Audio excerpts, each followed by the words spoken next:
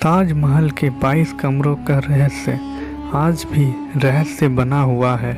हर कोई ताजमहल के 22 कमरों की हकीकत जानना चाहता है, जिनमें देवी देवताओं की मूर्ति होने का दावा किया जाता रहा है।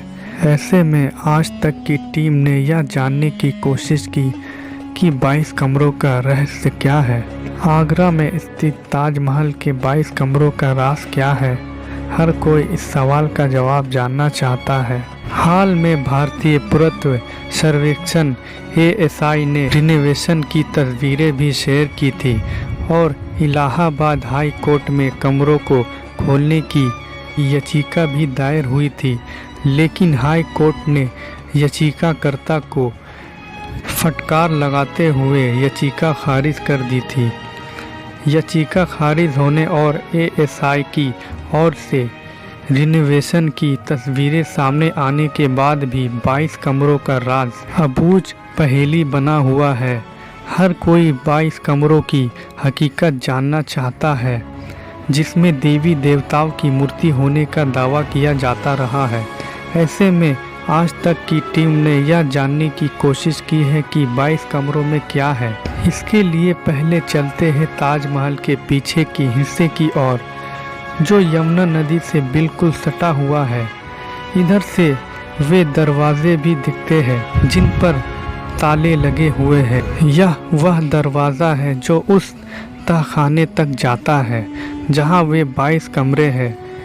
यहाँ बराबर में लगी जालीनुमा खिड़कियों से अंदर देखने की कोशिश हमने की तो सामने की तरफ कुछ आकृतियाँ नज़र आई। वही बराबर में वो रास्ता जो नीचे की तरफ जा रहा है। बताया जाता है कि यह वही रास्ता है जो 22 कमरों तक जाता है। 1934 के समय में भारतीय पुरातत्व विभाग ने इसको खोला था, लेकिन उसके बाद तक अब तक इस कमरों पर ताले लगे हुए हैं।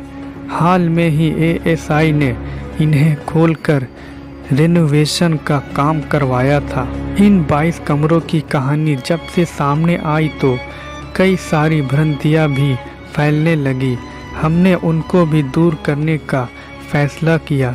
हमारी इस ग्राउंड रिपोर्ट में हमने हर उस किताब को पढ़ा जिसमें ताजमहल का जिक्र था। हमने शाही दस्तावेज़ों के ज़रिए भी असलियत सामने लाने का प्रयास किया। ताजमहल के तहखाने में जो 22 कमरे हैं, उनमें 4 कमरे बड़े हैं और 18 कमरे छोटे। इसके अलावा हर कमरे में जाने का रास्ता बिल्कुल अलग अलग है, यानी एक कमरे के ज़रिए दूसरे कमरे में नहीं जा सकते हैं। ऊपर से नीचे की तरफ जाने के लिए 6 रास्ते हैं जो ताजमहल के प्रथम तल से जाते हैं।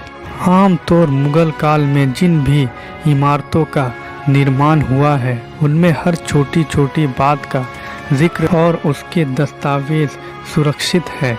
कौन सी चीज़ कब बनी, कहाँ से सामान आया, बादशाह के ज़रिए इसकी जानकारी को लिखित रूप में रखवाया जाता था। लेकिन ताजमहल को लेकर बहुत अधिक दस्तावेज सामने नहीं आते हैं। जो आते हैं उनमें 3 मुख्य पत्रों का ही जिक्र किया जाता है। इतिहासकार राजकिशोर राजे बताते हैं कि केवल 3 पत्र बादशाह की तरफ से लिखे गए। पहला ताजमहल में पत्थरों की आवश्यकता के लिए, दूसरा कुशल कारीगरों के लिए और तीसरा अतिरिक्त संसाधन के लिए। ये एक तरह से ताजमहल के निर्माण कार्य को गुप्त रखने की तरह इशारा करता है, लेकिन इससे ये साबित नहीं होता है कि ताजमहल के अंदर मूर्ति या देवी देवताओं की मूर्तियां रखी हुई हैं। दोस्तों, अगर आपको वीडियो अच्छी लगी हो तो वीडियो को लाइक एंड चैनल को सब्सक्राइब ज़रूर कर ले। मिलते हैं आपसे अगले वीडियो में।